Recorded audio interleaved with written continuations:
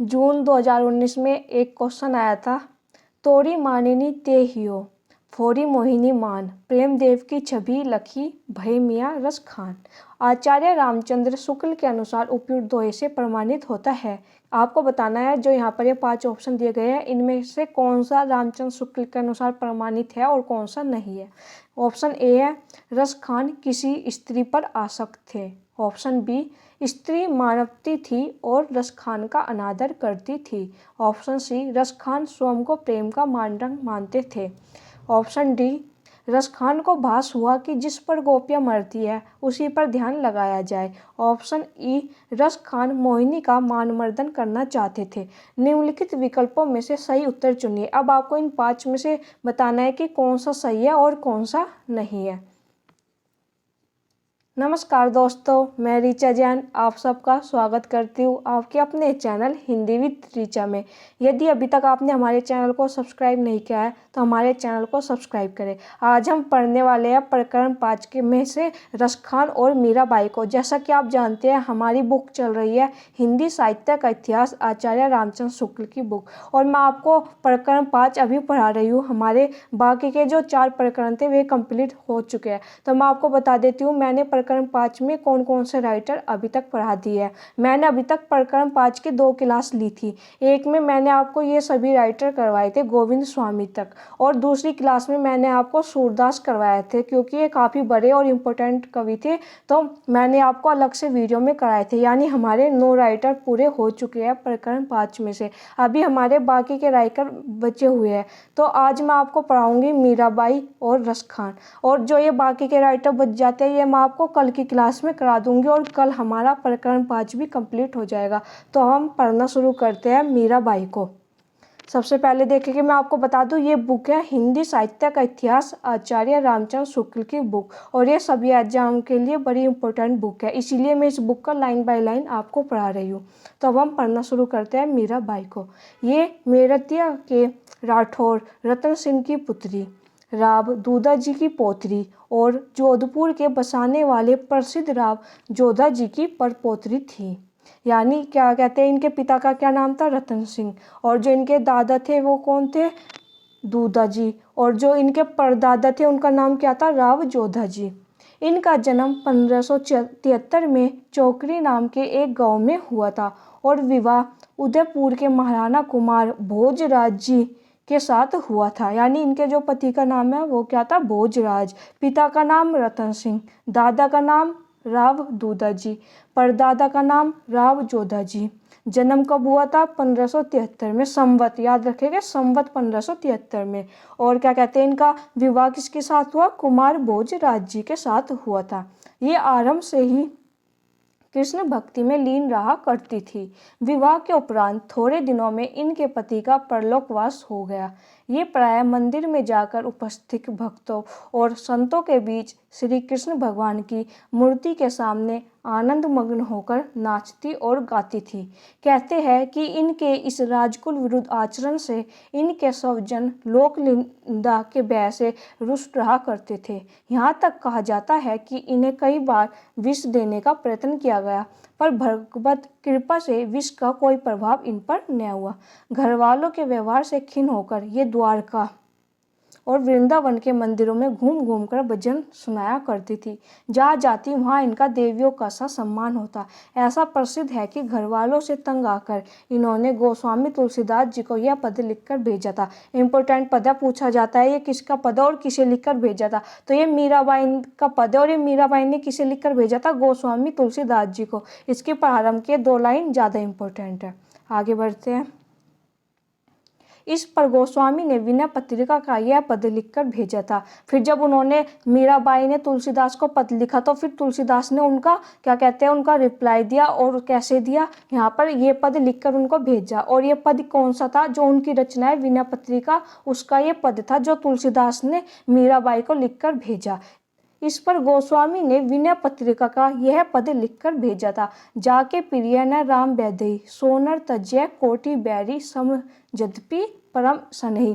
तो मैं आपको बता दूं, एक तो इसमें एक क्वेश्चन बनता है जो ये पद है किस रचना का है, याद रखिएगा विनय पत्रिका का है, और यो किसको लिखकर भेजा था, यो मीराबाई को लिखकर भेजा था। इंपॉर्टेंट है, याद रखिएगा।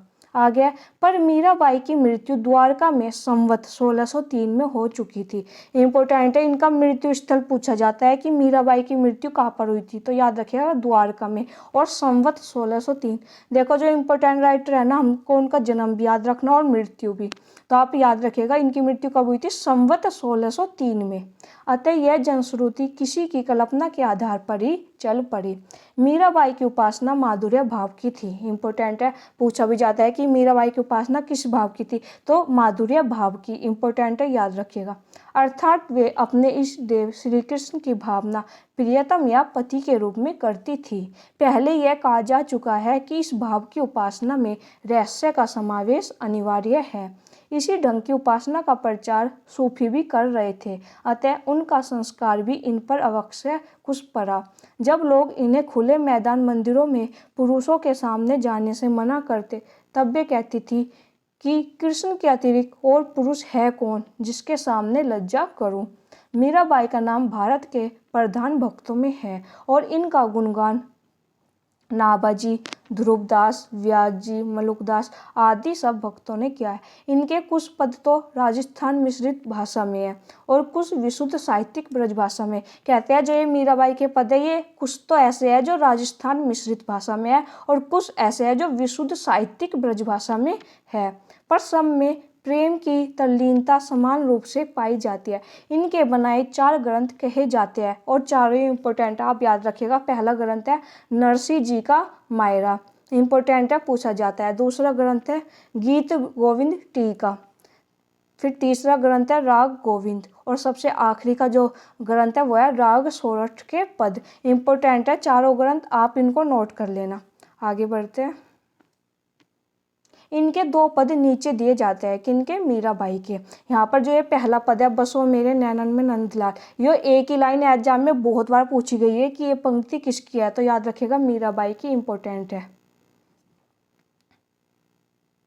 और आगे जो ये पंक्ति है, ये मन रे परसी हर के चरण, ये भी इंपॉर्टेंट है। आप इसमें ये 2 पंक्ति याद रखिएगा, बसो मेरे नैनन में नंदलाल और मन रे परसी हर के चरण, याद रखिएगा आप लोग। यहाँ पर हमारा मीराबाई समाप्त होता है। अब हम रसखान को पढ़ना शुरू करते हैं।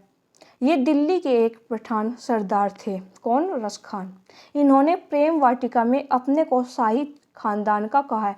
इंपॉर्टेंट है, पूछा जाता है प्रेम वाटिका रचना किसकी है, तो याद रखिएगा रसखान की है। उसमें उन्होंने जो प्रेम वाटिका है उसमें उन्होंने अपने को क्या बताया है, शाही खानदान का बताया है। देखी गदर हित साहिबी दिल्ली नगर मसान, इंपॉर्टेंट है, याद रखिएगा। आगे, संभव है पठान बादशाहों की कुल परंपरा से इनका संबंध रहा हो।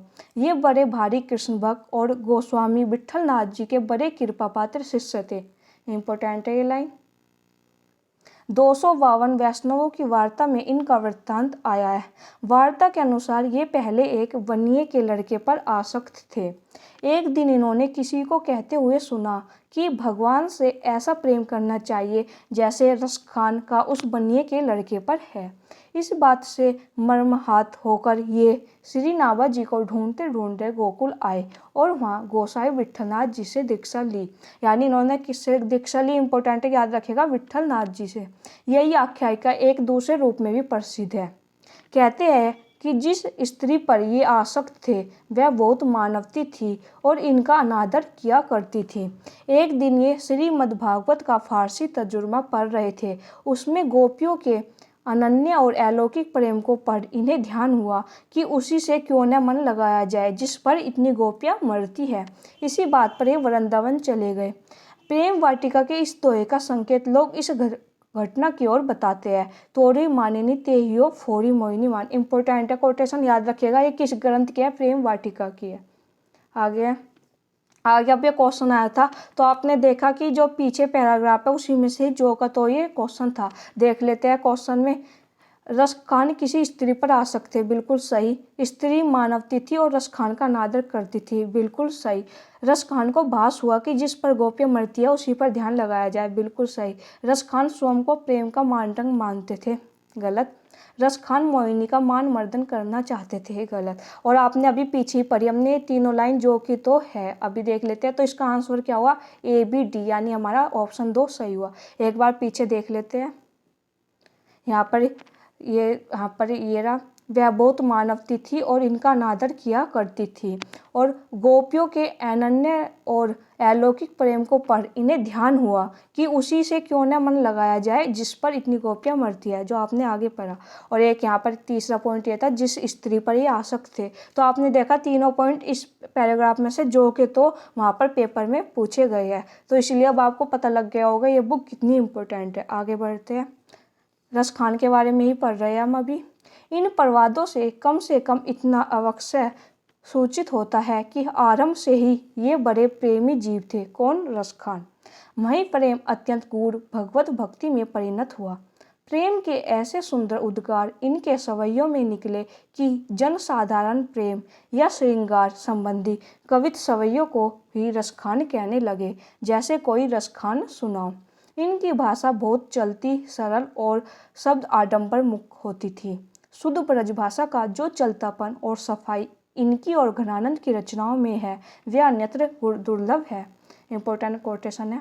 इनका रचनाकाल संवत 1640 के उपरांत ही माना जा सकता है, क्योंकि गोसाई विठलनाथ जी का गोलोकवास संवत 1643 में हुआ था। प्रेम वाटिका का रचनाकाल संवत 1671 है। इम्पोर्टेंट है, प्रेम वाटिका का रचनाकाल याद रखिएगा, संवत 1671। अतः उनके शिष्य होने के उपरांत ही इनकी मधुर वाणी स्फुरित हुई होगी। इनकी कीर्ति परिमाण में तो बहुत अधिक नहीं है, पर जो है वह प्रेमियों के मन को स्पर्श करने वाली है। इनकी दो छोटी छोटी पुस्तकें अब तक प्रकाशित हुई, प्रेम वाटिका जो कि दोहे में लिखी गई है, इम्पोर्टेंट इनकी रचना, और सुजान रसखान। इनकी दो रचनाएं हैं, प्रेम वाटिका जो दोहे में लिखी गई है और दूसरी है सुजान रसखान जो कि कवित सवैयों में लिखी गई है। और कृष्ण भक्तों के समान इन्होंने गीत काव्य का आश्रय न लेकर कवित सवैयों में अपने सच्चे प्रेम की व्यंजना की है। इम्पोर्टेंट ये लाइन याद रखिएगा। ब्रजभूमि के सच्चे प्रेम से परिपूर्ण ये दो सवैये अत्यंत प्रसिद्ध हैं। मानुष हो तो वही रसखान, बसो संग गोकुल गाँव के ग्वारन। देखो इसमें रसखान शब्द आया हुआ है, तो इस टाइप की पंक्ति बहुत कम पूछी जाती है जिसमें राइटर का नाम आया हुआ है। तो इसमें जो दूसरी पंक्ति है ना, ये वाली इम्पोर्टेंट हो जाती है, इसको आप नोट कर लीजिएगा। आगे देखते हैं। अनुप्रास की सुंदर छटा होते हुए भी भाषा की सुस्ती और सफाई कहीं नहीं जाने पाई है। बीच बीच में भावों की बड़ी सुंदर व्यंजना है। लीला पस्त को लेकर इन्होंने बड़ी रंजनकारिणी रचनाएं की है। भगवान प्रेम के वशीभूत है, जहाँ प्रेम है वहीं प्रिय है, इस बात को रसखान योग कहते हैं। यहाँ पर ये दो है, कुछ और नमूने देखिए। इस पर जो इम्पोर्टेंट यहाँ पर लिखे गए हैं, बाद के जो हमारे 3 दोहे है ये इम्पोर्टेंट है, देख लीजिएगा आप लोग। तो यहाँ पर हमारे मीराबाई और रसखान दोनों कंप्लीट होते हैं। कल को हम जो हमारे बाकी के राइटर बच गए हैं कृष्ण भक्ति शाखा के, वे कंप्लीट कर लेंगे और कल हमारा प्रकरण 5 कंप्लीट हो जाएगा। अगर आपको हमारी वीडियो पसंद आई तो चैनल को लाइक, सब्सक्राइब, शेयर कीजिएगा। और मैं आपसे पूछना चाहती हूँ कि क्या आप ये बुक कंटिन्यू रखना चाहते हैं कि मैं आपको ये बुक कंटिन्यू पढ़ाऊँ। अगर आप लोगों को नहीं पढ़नी है बुक तो आप मुझको बता दीजिएगा, मैं ये बुक पढ़ाना ये बंद कर दूँगी, कुछ और टॉपिक आपको नहीं पढ़ा दूँगी। आप मुझको बता देना। साथ ही यदि आपका कोई डाउट है तो आप मुझको मेरी ईमेल आईडी पर भेज दीजिएगा। धन्यवाद।